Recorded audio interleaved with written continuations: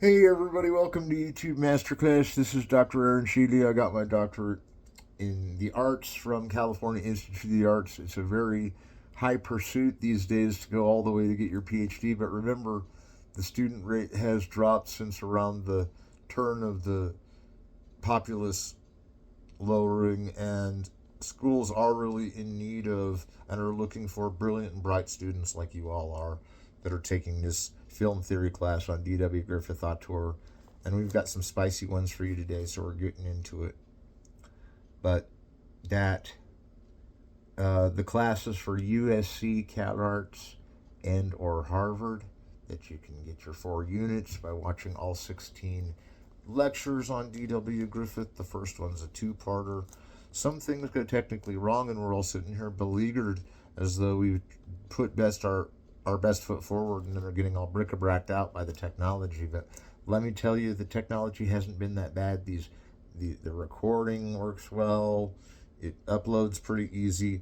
I've actually talked to some friends of mine that were in the business, and they're like, well, my upload takes me like 3 days, and it's like that's because their high quality resolution is and their change of shots, and they're bringing forward other images and media. All I've got is the boxes. And no, I can't touch this and play it in my head, but we are going to talk about today a little more about Orphans of the Storm and Way Down East. But first, I got to get to some theory about contemporary film and TV. And the TV is kind of now going away from even being a news source the more they put up fake news. Like, for instance, there's war in the Middle East, supposedly, but the whole world's not talking about it. It's just a couple of countries, whether they're Democratic or Republican, and we'll go into that in a minute. But they're talking about how there's this Jew versus Muslim thing, and really it's to take our mind off of the Ukraine war, because the Ukraine war is so savage, and they've lost us so many people, and it's so sad that I would have a moment of silence, but I'm so not enthralled by the fake news. And being a writer, doctor, I'm a doctor of writing in general, which just means I can write for all these different, trades and magazines, but the online version. Like, I have this like key, the Super Critic Fun Pass, where I could just plug into, and I plugged into Reader's Digest today, because some of the other like higher build like magazines forget that Reader's Digest is the most sold. Everybody loves their corny jokes and say they hate them, but they love them, and it's good reading material sometimes to just calm your mind down and pace it. Even the truncated versions of some of the Reader's Digest, like Dante's Inferno, for instance, were pretty good. They just truncated some of it out because they couldn't print the whole book, and they were Reader's Digest. They're trying to make it fancy, take out the really offensive parts, because Dante's Inferno is one of the most offensive books ever written. There's this thing where, yeah, I don't want to talk about it, but um, we'll bring up this movie later. It's called LaRue. It's like basically the French version of Birth of a Nation. It teaches you a lot more about your montage. I mean, it's an epic, it's chaotic, it's this big train yard. But the montage and the mise en scène kind of flow in a more correct way for cinema syntax than Birth. Birth seems kind of jarred in ways because of scenes that were taken out. And let's face it, I mean, I don't want to walk out of a movie and say, man, I agree, I'm a racist now because of that movie. Like, I'm not trying to offend anybody, racist or not, but personally, I'm not going to go with the Griffith way and say, oh, well, now I understand why he's a right winger, because right wingers always have slavery, and that's why he's to the right. But then we find out Griffith's like turning communist, like already around the time of intolerance. And every time I see that, it's dated back. Like when they're trying to predict when Griffith went communist. For all we know, with all his bohemian clubs and the Jews that he was working with in Hollywood, the Warner Brothers were Jewish, and he was helping them out and setting the whole establishment up. And one thing that he did do, though, that was important was help women get really powerful careers, because without him, Lillian Gish wouldn't have launched her multi-million-dollar career and totally superseded him as in charge of the movie business. That's probably why there was very little racism in the rest of Griffith's movies, because even though he was friends with Michaud and they were hanging out at jazz hound clubs, these women were like, we're tired of these movies being based on race. It's okay if they're in the middle of a war, like Orphans of the Storm, or like a blizzard or something bad happens to the woman. We'll recuperate. We're just acting. And Griffith did kind of push that at first in his career, really pushed Lillian Gish, but it's weird because she had the off button to Griffith, like if she wanted out of it, and she reconciles that Bertha is racist because of Griffith's dad being a Southern general or a Southern colonel in the war and always regaling, and his regalement was at the funeral. But Lillian Gish and D.W. Griffith, they had this thing kind of going on the side, but it was very rarely kept, and everybody keeps secrets in that environment. You know, if you have a lover that's in your cast, you don't just go broadcasting it, because then all these guys that are like, well, I could have been her suitor or whatever. It's like the pop star theory of Lillian Gish. She couldn't really admit that she was with D.W. Griffith some of the time, even until later biographies and everybody's washed away and they're all Barry Lyndon 6 feet under or whatever, right? Now that they're all created equally, I'm not so sure, because there's a lot of hierarchies that even DJ Spooky points out in his drama lift of Birth of a Nation and his shot-by-shot analysis, which is done frame by frame, also with computer blocks. And these computer blocks will kind of show where the hierarchy of the film is, and it's always presented towards the white people being superior and black people being the inferior. And I just find that heinous, because where does a film get off being racist and still a great movie? Well, that it taught so many of the early filmmakers how to make film. They appreciated it, but nobody really had an understanding of that except maybe the Democrats, who have always been on the side of civil rights. And I'm learning in research of the Civil War that it might have been a Democratic North and a conservative South. I don't know how those got flipped around. Probably because the Republican Party wasn't well defined, and it had already shot over to the left wing at that point. And then, because of some kind of Plato's Republic, you know, the Republicans grew into, and Plato's Republic's not exactly Democrat, but it's more democratic than the movie Birth of a Nation. And you think, why do we always blame the conservatives then on being racist? It's because usually they're the ones that are after a quick buck, and a quick buck means that you have your African American in your film and you make them do degrading things, and we all laugh. And that's still an episode of racism that's hard with Hollywood today, because you're going, did they make this movie and then make it trashier just so it would sell? And I'm not saying trash in a good way, because I've heard of like trash being treasure, or like found art coming from a dumpster or whatever. But the fact that these African Americans will go out for these parts and never get the big parts may have something to do with still even the aftershocks of Birth of a Nation. Even my liking it could be oppressive to someone. And so I'm warning you, if you want to skip the Birth of a Nation thing in my class, I'm still allowing it. I will have to teach it a little more, because we're talking more about syntax of film.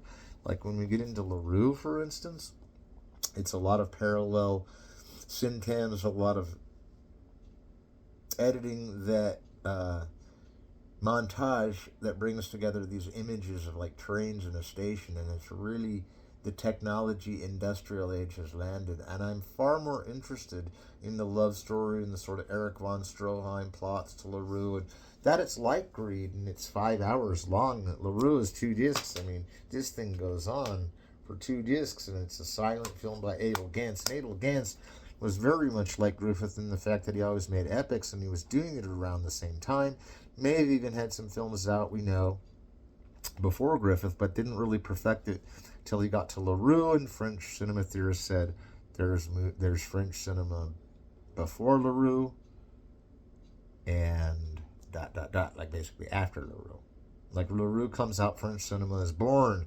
But I've actually seen some avant-garde cinema from earlier in France, and even some other, and we all know, we just got to make this clear, and I know this is going to unwind some of us into another speech, but we all know that cinema was a French invention, okay? It wasn't Thomas Edison that created it. And I was going to go on this big Thomas Edison witch hunt today and like find out why he was so evil. Well, he wasn't exactly evil, but he brought up patents. I mean, who knows? Beyond good and evil, right? Nobody knows what's good and evil. But he would go out of his way to patent an invention that wasn't his just so he could claim it was his because he was working on one like it. So he was notorious for fraud in the inventions. And actually, the Lumiere brothers, in December 12th, 1895, when they showed a train arriving into the station, they had the full apparatus, the camera recording it, the audience there, them watching it off the projector. Remember, Noel Carroll says that, and this isn't just Noel Carroll, but the invention of cinema was, and cinema is, scenes that are, it's an automated projection of successive images. Okay, so an automated, that it's running by its own, but there's always someone running it, right? But still, it's automated. It's a machine doing the work and showing it. Projection, so it's projected somewhere, like this screen is projecting me. Successive, that means the images are 24 frames a second. Successive, that means they're progressing towards telling a story, and the montage comes when the splits, but it's still going forward. Still, the invention of backward cinema hasn't quite happened. I mean, you can do backward cinema, and there's backward cinema tricks in like Battleship Potemkin, isn't it? But I mean, like the whole frame backwards, that's got to be done somewhere in the silent era. They did everything in the silent era, is what I'm getting at.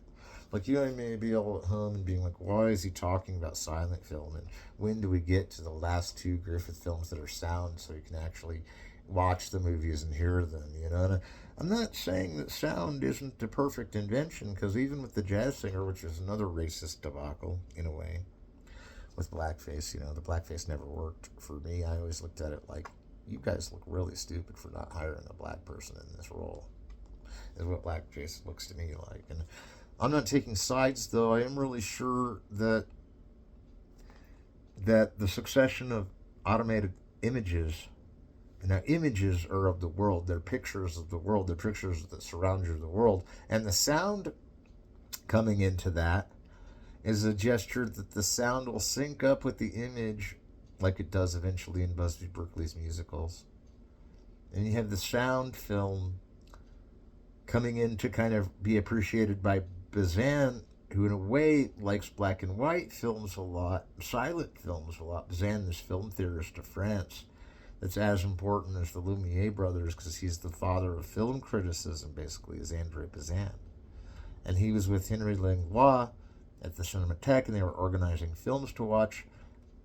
Even after World War One, I mean, everybody says after World War Two, and Kenneth Anger was there in shop, and everybody was learning about film. It was about American film. Well, maybe so.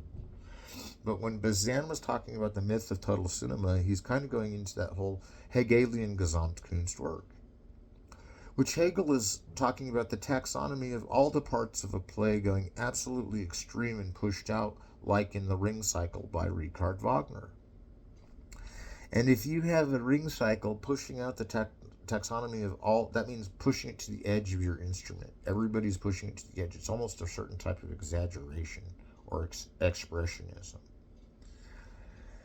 And so now that you have silent film, everybody's appeased because you can do anything you want with the camera, get any shot you want, make a backwards movie if you want. You know, when that the Lumiere showed a building fall over and then it came back up in reverse, you know, and then stopped in the middle, and you're sitting there going, even that image, you're like, is that propaganda? Can you really raise a building back up by rewinding film, you know? Because once the film's been shot, you're seeing it after the fact, but it might be things that are entering the film, like if you're watching third world cinema, just now something entered the film, you know? Is the director still alive, or the friend of the director adds a scene that was meant to be there and does it right there while you're watching the movie, and you're like, wow, I didn't see that scene. Now, those kind of practices are done by projectionists, but remember what I said about film students becoming projectionists? They always have to project their own material, you know, so there's not going to be time to be a projectionist for everybody else's movie. But that's kind of selfish, because really we should only be projecting movies we like, movies we want to see. I'm kind of in this debate about fake news and AI and all that. I'm not really for it. I don't really like what AI has done. AI has done some wonderful things for special effects and even special camera effects. And special effects, you can AI it out because you program it and you see what it brings up on the computer. But to AI a movie and to AI a script is kind of a lonely matter because the rest of the world's going, nope, we don't take AI movies. We don't sit through computer generated randomness.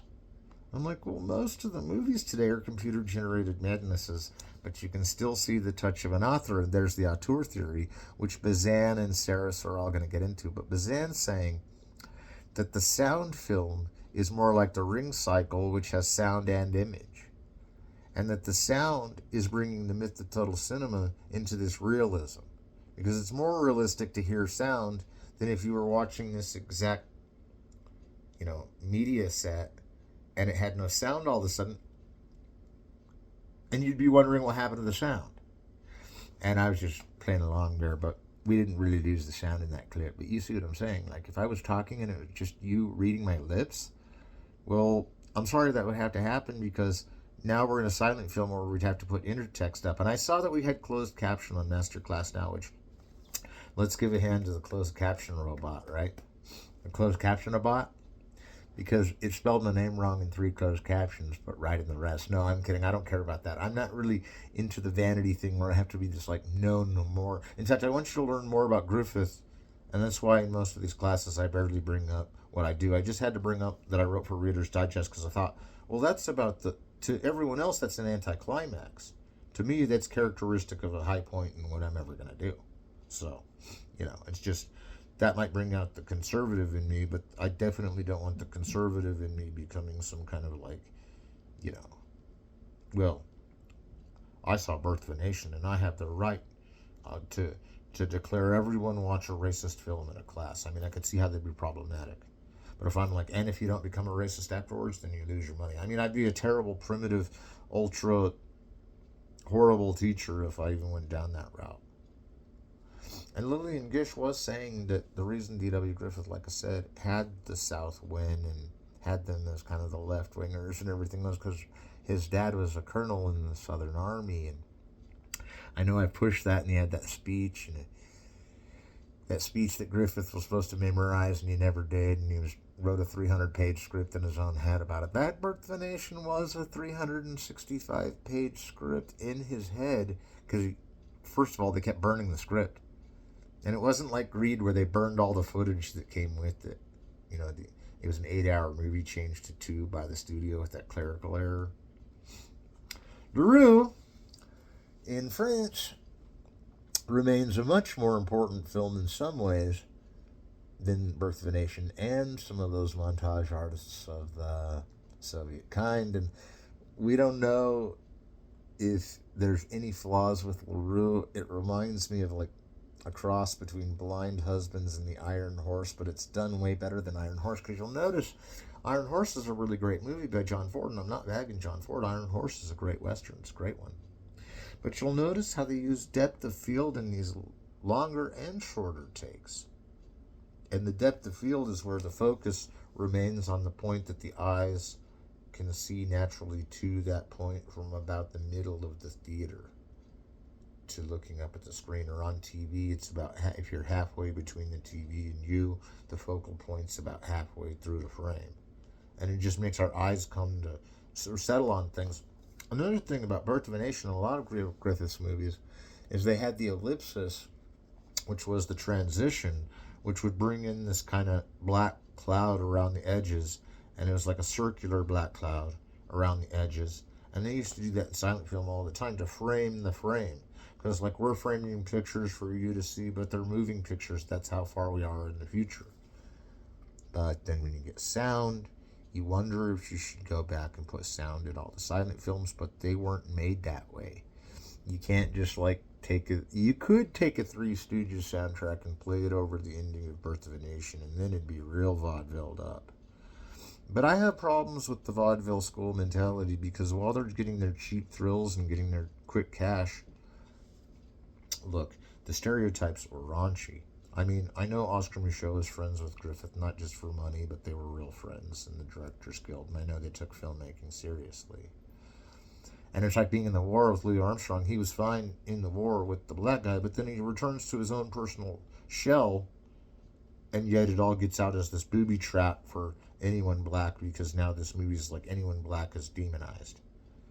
And I'm going like, well, there are some cool framings, and we can look at the cool framings. But DJ Spooky, he did that whole thing where he's like noticing the hierarchies of the white people are taller and walk around stronger, and the black people are usually shriveling in the corner, and they're all white people in blackface. So this whole thing is consumed in a mess and a massive film theory that no one's gotten anywhere with. Trust me, I wrote a 700-page book on Birth of a Nation, and I'm still clueless about the whole thing. I don't know if it was the bank or the government or Griffith or Thomas Edison or the invention of Hollywood or the claim to be the first film ever. But all that went wrong, and none of it was really as big as we've all made it out to be. Now that we're trying to commonplace a point, I say we stick with the Lumieres and then Méliès in terms of formalism and montage, and then you're good to go.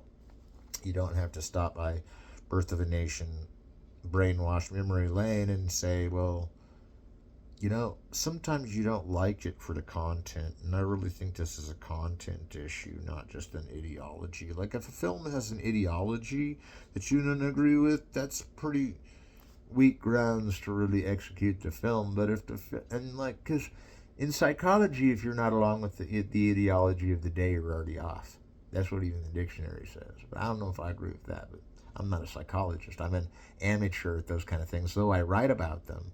I can write about it expertly, but to explain it, in a class like this, we'd have to take time out and just be like, what is the DNA that causes racism? Why do people have it behind the doors? What is this bad thing in our DNA that's leapt in called racism? And meanwhile, there's all these people that are saying, well, the DNA has to be perfect only from a white person. It could only be perfect DNA from a white person. I'm sitting here going, okay. If you rule out where some DNA went, you're probably not going to be as strong as a species if you start ruling out any DNA. Because don't you need everybody's DNA to create the ultimate DNA? I don't know. It just seems like we're all pieces to the puzzle. Some of us are more racked up than others. I know what it's like to be racked up. But that doesn't give us an excuse of laziness as a critic to just say, well, I like this film and I like that it had these frames, but I didn't like that it had a message of anti-assimilation or well, it was pro-racism, but like I'm saying, anti-North, anti-integration. There you go. It's an anti-integration film. It's saying they were all brought on, and then here's the real trick, though, where Griffith kind of gets off the hook, and we talked about this in one of the classes. If we get to the sound film Abraham Lincoln, we will see a film that's not as racist by D.W. Griffith, and it's like, by then we're already saying, nope, he's disagreeing with some of the details in Birth of a Nation. We can't let this fly as one of his films. That's what the critics are saying. But back then, the reference point, the cosmos, was a lot more on like Greed and LaRue, and Birth of a Nation being the epic masterpieces that solved the catastrophes that were the Industrial Revolution by showing all how to approach the Industrial Revolution with kid gloves and kind of hope it doesn't erupt into another civil war, war of worlds. And of course, World War I hits, and this was actually made a little after World War I, but it's just set a little after too. It's more like in the real world. It's more like a documentary realism, like André Bazin's talking about Italian neorealism, and then you have the French poetic realism. That Abel Gance was one of these big filmmakers that stretched his films beyond belief. He actually had a widescreen film in the silent era, and that's why we watch silent films. A widescreen, 3 screens. There's all these different things going on, and you have to keep attracted to the main event too. It's like before Woodstock, there was Napoleon by Abel Gance. And Napoleon, I don't have that disc, but it shows. I've seen that movie, and I used to have it on VHS or whatever that I recorded it off of Turner Classic Movies just to try and see how they were filming the takes, and they'd have dissolves on overlaps in one screen, and then they'd have overlap, dissolved, kind of going in a different way over here with flags and, like monikers from things all over France that were to celebrate French patriotism. And in the middle frame, you always have Napoleon, either when he's a kid getting bullied or when he's an adult getting bullied. And the film is very practical on showing how he was able to usurp the entire Europe army and lead it to victory almost. And then we all know what happens in War and Peace and Waterloo and all that. But it's funny, don't say the word Waterloo in France, it'll get you nowhere. All right, but the movie Napoleon cheers you up a little bit about a dictator. Not really. It proves that he was a fascist dictator, but it does also have this human side to it that Birth of a Nation didn't have. Like, they were all stereotyped and they had no human side. They were vaudeville throwbacks to a comedy that was sequestered by the lowest common denominator, and here they're selling film as a cinema of attractions, just like they said they wouldn't do when Thomas Edison is doing that. Thomas Edison's like, let's blow someone up for fake. Finally he decides for fake. Let's electrocute an elephant. Finally, Griffith's had enough. He's like, that was rancid footage, and the whole world's going to see it, saying it's like this experiment of film history. And Griffith was not of that order of Thomas Edison, and I can actually appreciate that as a film scholar. Because when you first go into the medium of film, you might find the wrong film book and think that Thomas Edison really did create the cinema or even narrative film. But his only narrative film that he directed was The Uninvited, and I was going to show you that disc, but somehow it got swept under the rug. But the movie by Thomas Edison, The Uninvited, is a strange one. It kind of reminds me of how Griffith and Michaud and not Michaud, but Griffith and Chaplin were joining the Communist Party way early on, which would get Chaplin deported, and Griffith in his later years that he could have been maybe making sound film. Who knows what else he'd been doing? Climbing Machu Picchu? Who knows? I mean, not really, but the joke is that he's such a legend that what would he be doing? So now he's claiming communism way before HUAC and the Blacklist come into play with all those High Noon, Invasion of the Body Snatchers type moments, right? And now he's sitting in jail during all that time, waiting for his life to end. And then he gets pulled out of jail for World War II, works with black people again, doesn't really mind. And then characteristically, when he goes home, he falls back in the shell and he keeps roughing it up.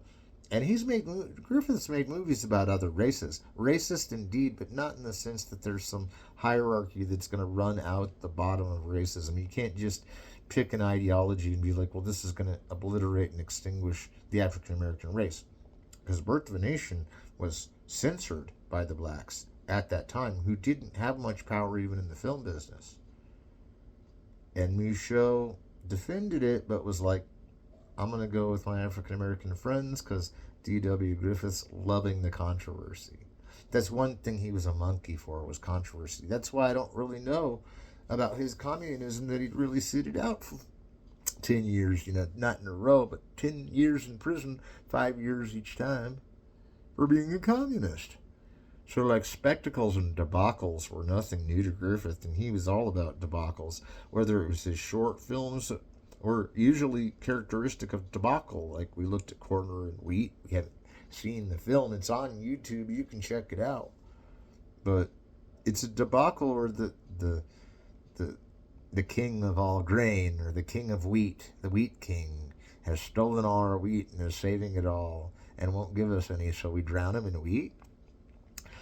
And I'm like, this is a good film. This is proof that Griffith kind of had a liberal side, because he's kind of saying, well, the people that are oppressive are taking away. Maybe Griffith was one of the ones that instilled liberal ideology into film in the first place, and you'll see that with a lot of his films.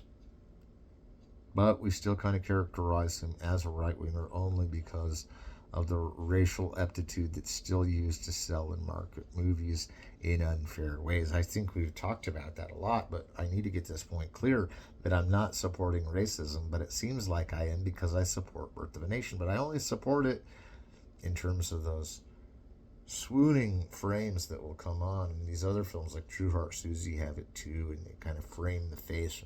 The woman's in soft focus to be the object, of the man's subject. He's standing here in sharp focus looking down, and we talked about that depth of field in LaRue that gives it a lot more depth of field. It makes the image really look like a real 3D image, and I'm not saying 3D in the terms of 3D animation or 3D we watch with 3D glasses, but in a way kind of, because the depth is so much more projected on these early images, and these cleanups of these silent films where they use a digital medium to clean it up is great. I don't mind that they use digital mediums to clean it up, because like even for the footage of Greed that was lost, they use digital cleanups and everything. So all right, well, we're halfway through the class today, and we're just going to. I had a lot on my mind. There was a lot to talk about. There's always going to be clerical work in a class like this, because pretty soon we'll hit the final and go, well, Birth of a Nation's not on it, but I'm glad I know that about that, because now I can avoid it if I don't want to see anything racist. I can watch it if I have a clear mind that I'm a critic and want to see the history of film progressing. And compared to movies of today that have a lot of racism, well, usually the racist's the bad guy in our politically correct world, but I won't name any names of movies, but I'm saying like some of them are two shitstones short of vaudeville, and they're marketed that way. And I think the Spike Lee movie Bamboozled shows how they still market racism in a white media world. And I feel that some of that did come from The Birth of a Nation, indeed.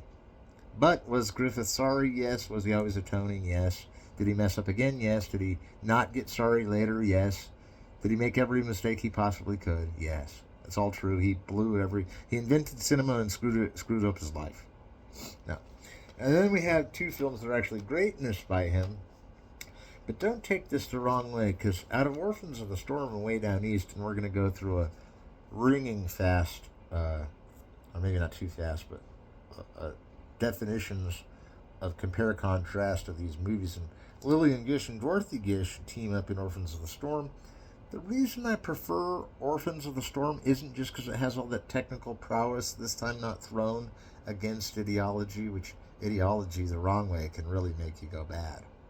But ideology the right way can show the world that you agree with certain standards of civic justice and civil liberties and multiculturalism, etc. But that's not why I like Orphans of the Storm better. I think it's a bigger set piece with much more miserable dames that are lost in the streets of France, that are blind. Dorothy's blind and Lillian's her guidance, and they're trapped by this old hairy nasty lady that's got them kept in basements. And it's like those women that come in to steal the baby from that poor mother, and intolerance. It's like a big shot to reveal you that this is like basically what happens to those kids after that. They get taken in by some homeless heretic who's going to like hang them at the throat if they do anything wrong.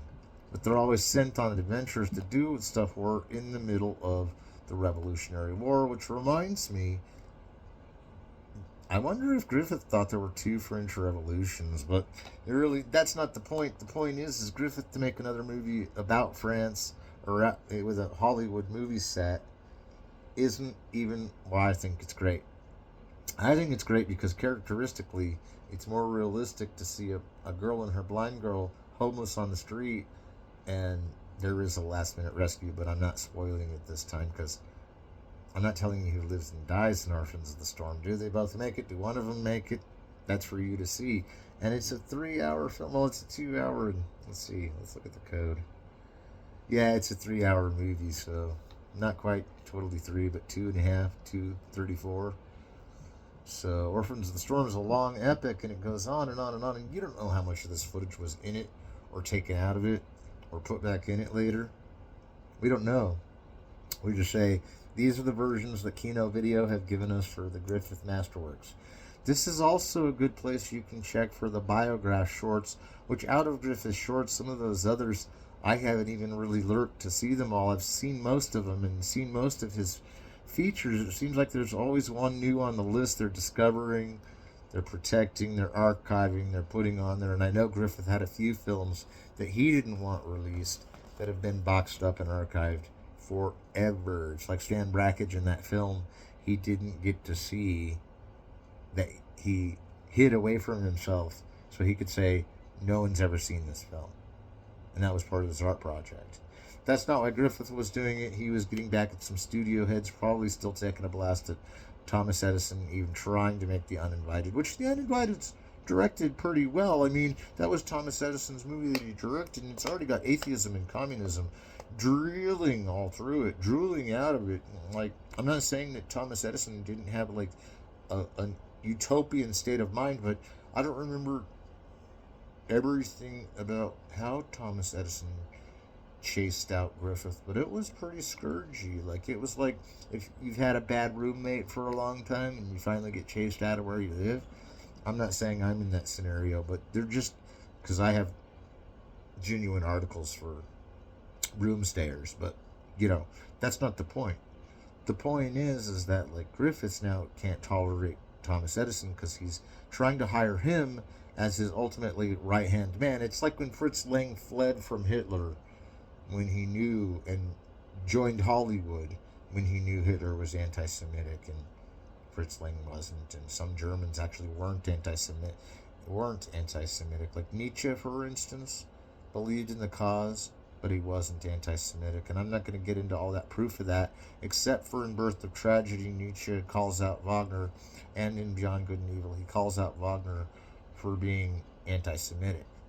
And that was one of the things that led Nietzsche to punishment in the prisons of Germany and Holland because he wasn't anti-Semitic, and that was against the law not to be anti-Semitic. So here's where we see the definition of the dictionary saying ideology, and I'm saying, well, what if it's the wrong ideology? Then we'd say, well, it wasn't ours then. But I wonder how many points we still make that are a little primitive. They're calling the primitive mode of representation has basically vanished at Birth of a Nation, and I'm going, well, the primitive mode is still kind of executed in those vaudeville dancing scenes that I'm not even sure what ended up in the version I have now. And the version I have now is over there on the shelf, and I'll bring it up a little more. But in Way Down East, I want to talk about this. Even though it's one of the most realistic viewpoints of Griffith to have a family in the South that's going through turmoil with the lady and the gentleman, and the other gentleman, the bad gentleman, who's like the Snidely Whiplash. I mean, you would think this was like a realistic, like everybody sees this movie and everybody enjoys the wintry snow of the South and sees this picturesque kind of viewpoint, and that his frames were always picturesque and always framed. That's why they framed him. And then you put his name on there, DG, real big on the inner titles, where they showed what they were saying or what the point of view was directing towards in the silent film. And going back to Bazan, it's like, well, we said that we wanted sound too, but we didn't really know what sound was when Way Down East came out. So as a critic, I love silent film. I love sound film. I love sound films like Hard Day's Night that push their, soundtrack to the max. But I like silent films, whether they had a soundtrack or not, or whether they have a new soundtrack or not, because silent films are like what Roger Ebert said. They help you contemplate on things that are going on, maybe issues in your own life, because you're not being so led by the sound where to pick the frame out. So you're kind of looking around the frame in kind of this way of giving it a gaze. Your gaze is on the frame, and you're the subject and it's the object. That's why the women are always the object in these kind of movies, because they're always soft. They're always, and in real life, we've always treated women kind of that way. And I'm not saying that's a good thing. It's a horrible thing to treat a woman like an object. But hear me out. In all movies, a woman is kind of treated like an object because she has to get makeup on. She has to get prepared with her dress. And yet, women like to look pretty. But why did it have to take 12 hours to get that costume on to impress men? Well, a lot of men are watching a movie, but that, in that sense, that she's doing it to impress men, this is not a subjective characteristic. This is thrown to the way of the objective, and the object is the woman. And they should make that discrete object of my desire like necessary for all film school, because it's two actresses playing the same role, and I'm not grabbing the actresses' names from my mind, although it's famous ones. And it's two, maybe even three actresses playing the same woman, and they switch off, and the guy character is with them both, and throughout the movie we think the two different actresses are the same girl, only they look different, but it's made to say the girl's just the object. I mean, we could put two actresses in the same role and have them play one object, and the man is still Mr. Subjectivity. And this is Louise Buñuel critique later in the 60s about the objectivity of women, which Jean-Luc Godard will critique in My Life to Live, where he'll show the woman at the bar and her head is turned and she's got her head, the back of her head is aimed at the camera. So now the object that we used to have, we want to move the camera so she can be our object. She's so pretty that we want to see something besides the back of her head. But now we've got all these stationary shots and these like panning shots and tracking shots of the backs of their heads while they're talking. And it's just this unique way to tell a story. And you can see this kind of oversight of politicalism and all that the French critics carry on with that. But Way Down East, I mean, it's picturesque, but it's the least believable almost of any Griffith movies. Not because the acting's not believable, but because we don't want to face the fact that Griffith's telling us down home American life is basically going to end up in the icy flows of someone's river crash. Because, you know, the whole thing where the bad guy gets the girl pregnant and the good guy that wants to marry her finds out she's pregnant, so the whole family kicks her out because she doesn't know who the father is because she won't admit that it's this guy who attacked her. It's real depressing and oppressive, and even with that storyline you can kind of see the realism. The costumes are realistic, but get this, that the grand slam keeps happening at the object of the woman means that family isn't too bright for not stopping and questioning who the real father was, because if the one guy's saying he's not the father, then they're still not realizing it's the Snidely Whiplash bad guy. And they're still kicking her out to her own death in the snow. I never understood that. That's unrealistic, but, you know, between you and me, that's probably been the solutions of a lot of people have had in their families. And I'm not going to say my family's perfect or unperfect or whatever, but I'd say getting kicked out isn't too unrealistic a plot, but that it's done in melodramatic terms is where I'm getting at with this facade, because it's like, oh no, I'm being thrown out in the snow, and that's not over gesture. There's no over gesture in this movie. It's like the characters are in the frame and they're canny in a way because they're all, you know, motivated for this picture to shoot over them, and it's nice the way he uses longer takes in this. Who's with me on that? And Orphans of the Storm follows that suit. While I love Way Down East, I just can't get over the fact that Lillian Gish gets so pushed around in it. That Lillian Gish gets so pushed around in it makes me want to say it's unrealistic, like Birth of a Nation, but then we go back to Birth of a Nation and we're like, well, if Way Down East is the way we used to treat women, then are they just saying this is the way we used to treat blacks, and that the encouragement of the discouragement of blacks is in Birth of a Nation? And in this, you don't want to make the mistake of saying, well, at least the audience knows it's her being pitchforked. But if the audience knows it's her by all the scenes that they've seen, that everyone's a douche because they don't know that Snidely Whiplash got her pregnant without her wanting it, I'm a little confused as to how they didn't figure that out. But trust me, not all of us can figure these things out in a family. We just toss our best pregnant lady out in the snow. And honestly, this time in the South, and even in Birth of a Nation, that time in the Civil War, that it's making the Civil War seem like it's still going on, like in this fake news kind of way. Like Way Down East is kind of making it seem like these are realistic scenarios. And I'm getting it from a partner of mine that they were realistic in showing the negativity and sexism toward the girl, but since it's film coining to a medium to present money back for itself, which is kind of an automaton, it takes the money it costs to make and barely gets any over.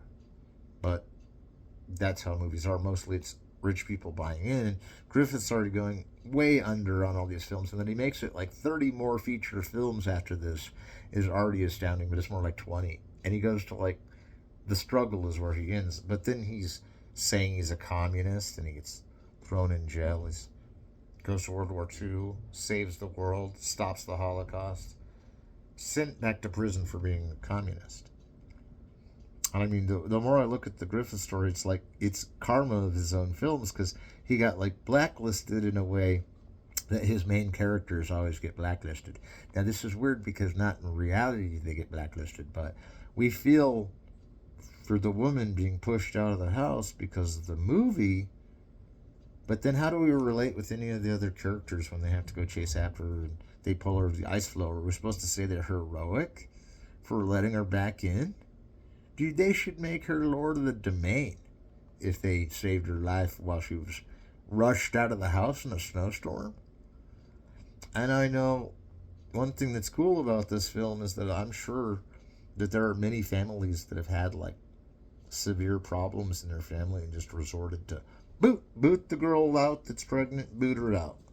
And they're not doing it because they saw it in this movie. They're doing it because they feel that the abject circumstance always falls on the woman. If she's not going to be around to be a mother, or a streetwalker,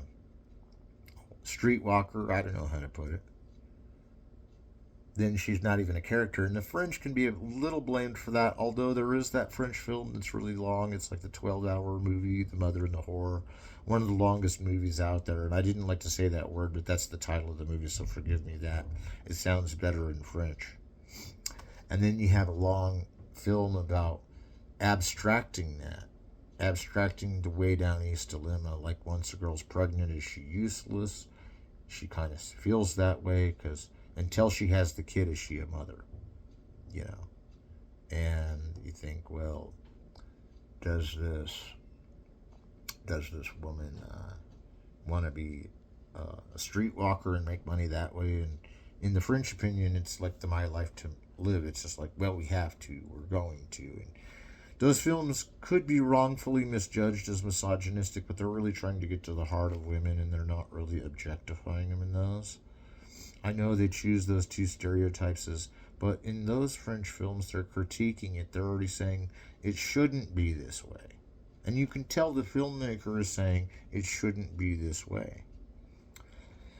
But now we get to a fun one that's not as... And I'm going to talk more about Way Down East. We ran out of time yet again because we're running low on time, class. This is the crunch.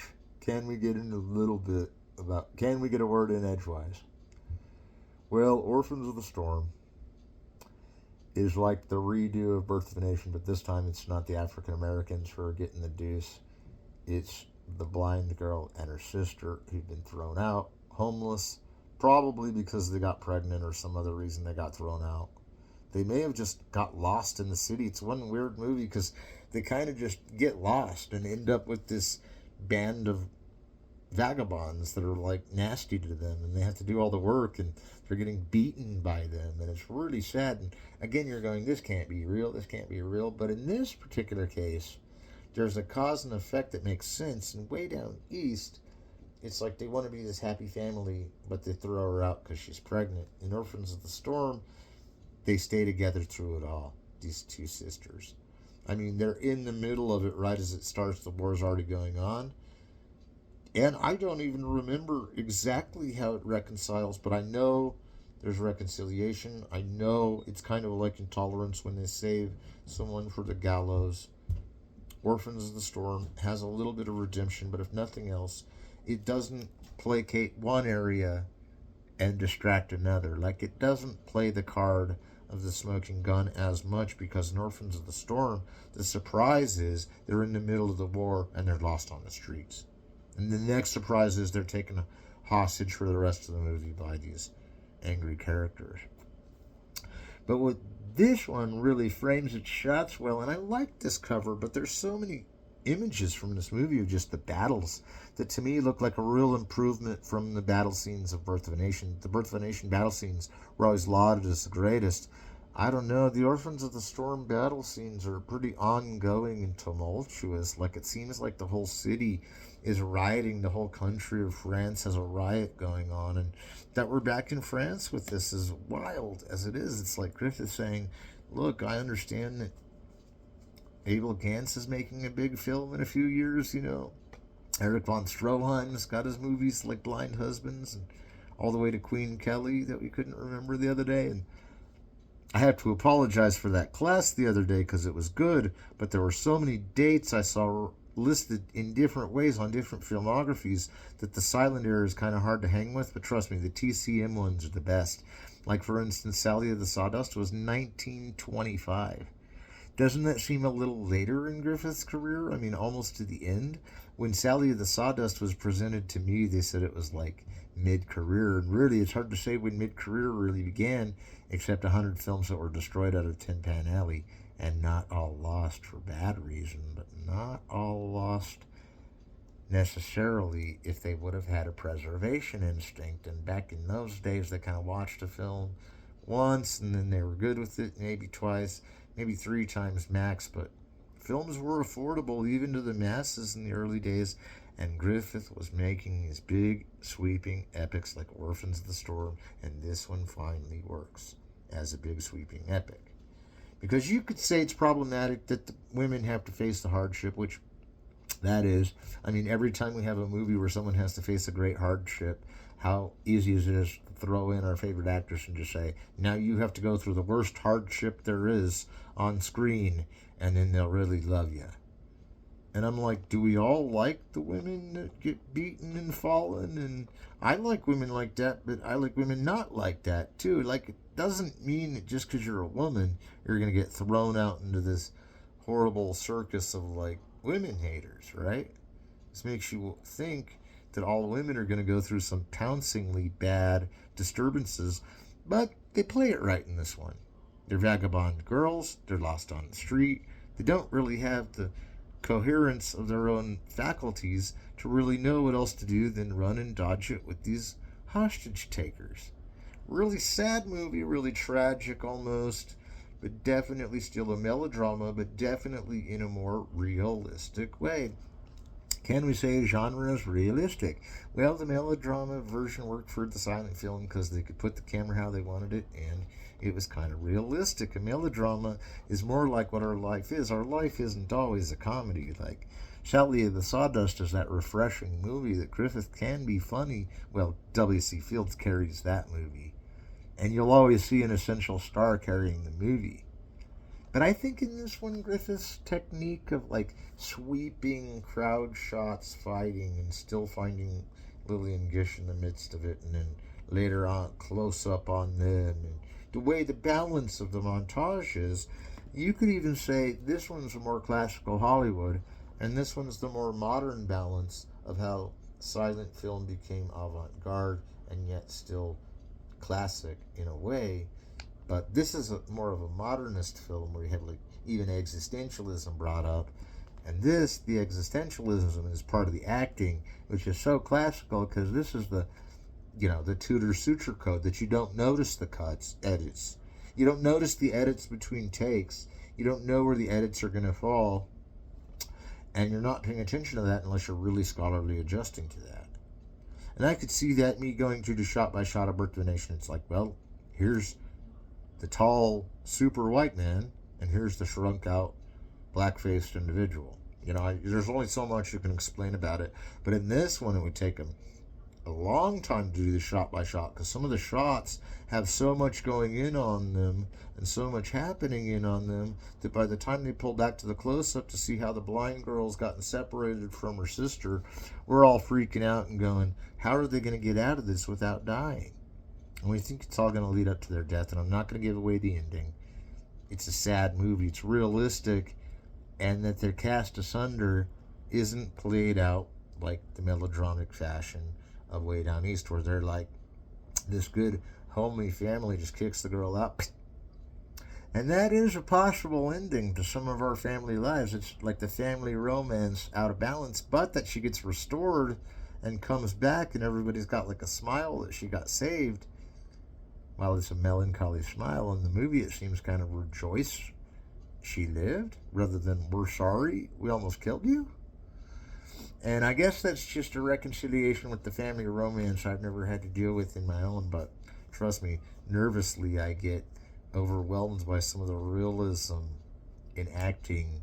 Like, for instance, you take a Greg Araki movie and it seems a little expressionistic and over the edge, but then you kind of look at the realism of the era of the 90s and like Nowhere, and you're saying, well, I saw things like that in the 90s, really did.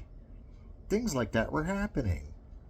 And it may look like a strum of mess 10 years from now. It may even look like a Griffith pointed movie for how the chaotic of it all takes over the nerve of the close up character. But I think that in this fashion sense, we have Hollywood classical cinema pretty much invented. The shot reverse shot, the 180 line that you can't cross, the proscenium, match on action. There's one match that I haven't mentioned in many of my classes that I'm going to take these last couple of minutes and talk about, and it's the match on shape. And match on shape came about the time of the avant-garde movement and really was already used in even Tin Pan Alley. And the match on shape is where one shape, like if I held my hand right here like that and just set it there, then the next shot would have something in this place maybe to draw attention to that is a match on shape. It almost is a peculiar montage that they still used to edit the film and distract the viewers from watching the edits. They did that so it would seem more realistic, so it just seemed like picture after picture flowing, but you couldn't really see the edits. Now just hear me out. You can always see the edit on a film if you're looking really close for it, but unless you're keeping track on a tablature or something, you'll never know how many edits it has or how many edits you have to watch. And I wish I'd have compiled that data for some of the the shot by shot guide to Caligari I did, where the names have kind of changed, but it's like a play redone based on Caligari, and I did that in this old book called the Weber version. I'm telling you, it's hard even with Caligari, with the long takes of the Expressionism.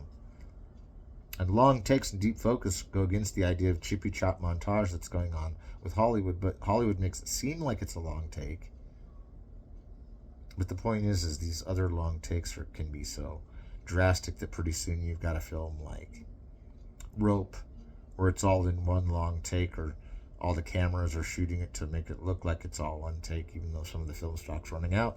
And we're out of time, so be here either later this week or next week for another masterclass.